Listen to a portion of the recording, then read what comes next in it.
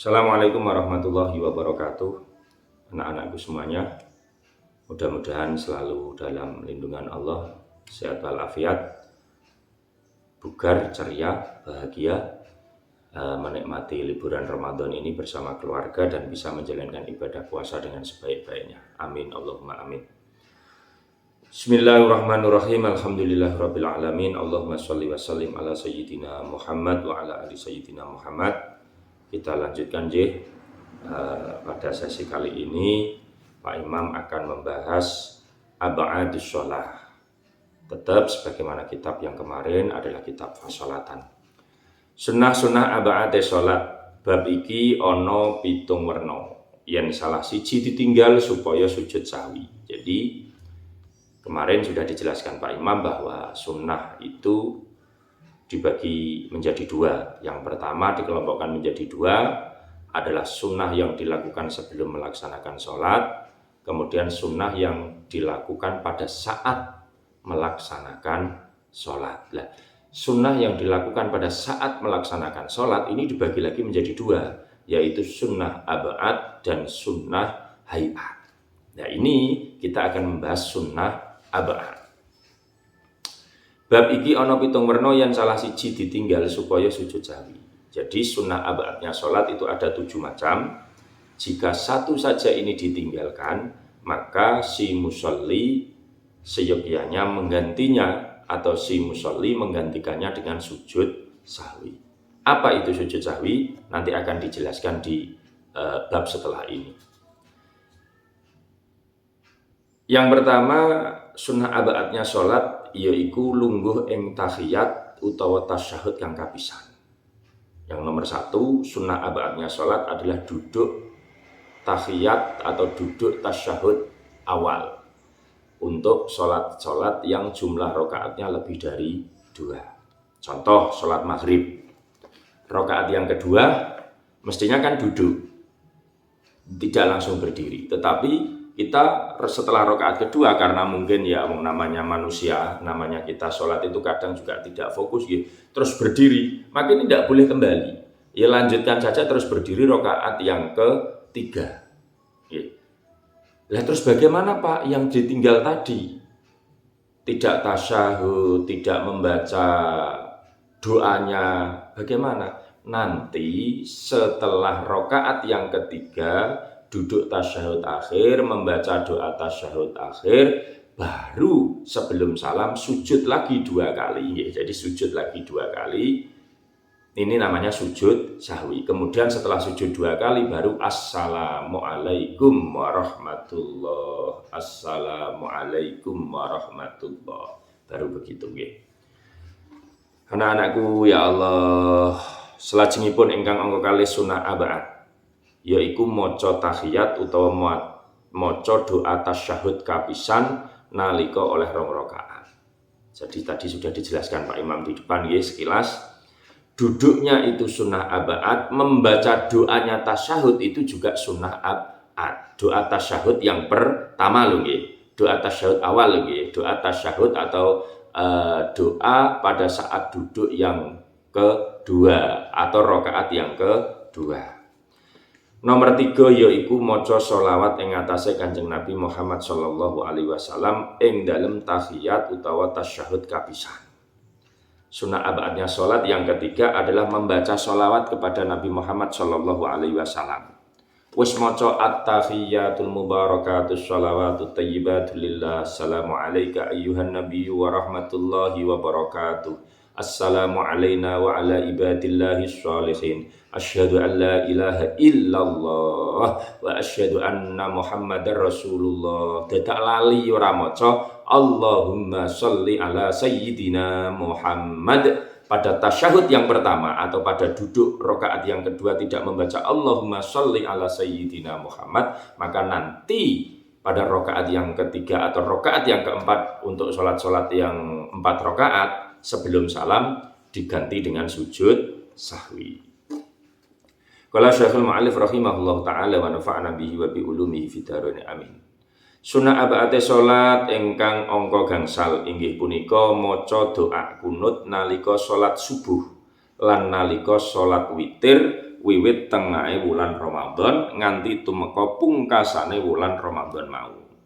Yang berikutnya sunnah abaatnya sholat ialah membaca doa kunut ketika melaksanakan sholat subuh pada rakaat yang kedua. Allahu Akbar, sudah rakaat yang kedua, ruku Allahu Akbar, subhana rabbiyal azimi, sami Allahu liman hamidah. Ternyata setelah sami Allahu liman hamidah ini lupa pada rakaat yang kedua ini tidak membaca doa kunut, lanjut sujud. Apakah langsung berdiri wong sudah sampai hampir sujud? Tidak usah, langsung saja sujud. Ya, langsung saja sujud, nanti diganti sujud sahwi. Terus berikutnya juga yang termasuk sunnah abaatnya sholat adalah membaca doa kunut pada sholat witir setelah memasuki pertengahan bulan Ramadan yang terakhir. Maksudnya, kita ini di dalam menjalankan sholat witir bulan Ramadan, di dalam menjalankan sholat witir bulan Ramadan pada saat bulan Ramadan, karena begini ini perlu dipahami, bahwa kesunatan sholat witir itu tidak hanya pada bulan Ramadan.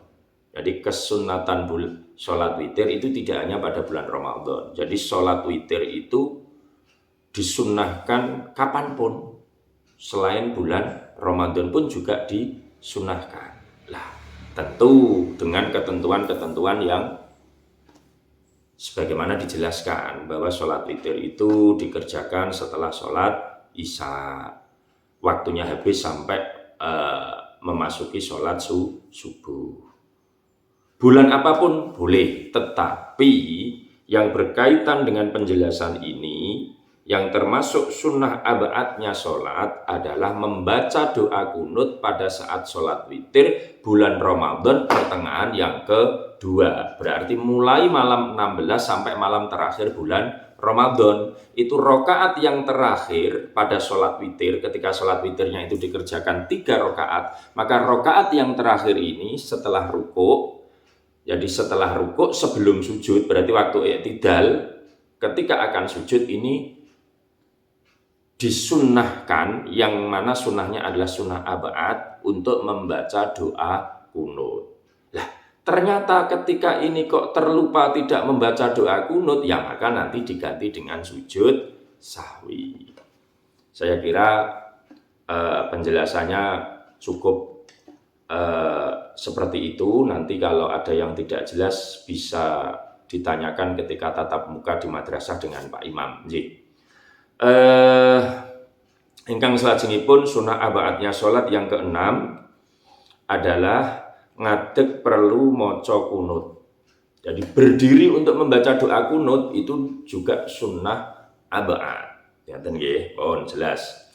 Lan nomor 7 maca sholawat ing ngatasé Kanjeng Nabi sallallahu alaihi wasallam lan kaluwargane kabeh ing dalem akhire kunut iku. Yang termasuk sunnah abaatnya sholat yang ketujuh adalah membaca sholawat kepada junjungan kita Nabi Muhammad sallallahu alaihi wasallam beserta keluarga. Jadi ketika membaca doa kunut, Allahumma hdini fi man hadait wa afini fi man afait wa tawallani fi man tawallait wa barik li fi ma a'tait, sampai akhir. Di akhir itu ada wa sallallahu ala sayyidina Muhammadin nabiyil ummi. Nah, ini sholat kepada Nabi, yaitu wa sallallahu ala sayyidina Muhammadin nabiyil ummi wa ala alihi. Nah, ini pada keluarganya Kanjeng Nabi wa sahbihi wasallam. Ketika doa kunut dan lupa tidak membaca sholawat kepada Nabi serta keluarganya, maka si musolli sebelum salam nanti juga sujud sahwi sebagai ganti karena lupa melaksanakan sunnah abaatnya sholat. Saya kira cukup ya nak terkait dengan sunnah abaatnya sholat. Mudah-mudahan meskipun melalui YouTube tidak mengurangi semangat anak-anak belajar thalabul ilmi untuk menambah pengetahuan, menambah wawasan. Karena penting banget ilmu itu, apalagi adalah ilmu-ilmu dasar, ilmu-ilmu agama seperti ini. Jadi fasolatan ini kita kecil tetapi luar biasa. dasar-dasar ibadah mahdhah kita, dasar-dasar ibadah kita ini setidaknya sejak kecil anak-anak harus sudah mengikuti ajaran-ajaran yang digariskan, artinya melaksanakan ibadah itu agar ibadahnya secara zahir ini sesuai syariat Allah. Lah urusan diterima atau tidak diterima itu kita serahkan kepada Allah Subhanahu wa taala. Wallahu a'lam bishawab. Wassalamualaikum warahmatullahi wabarakatuh.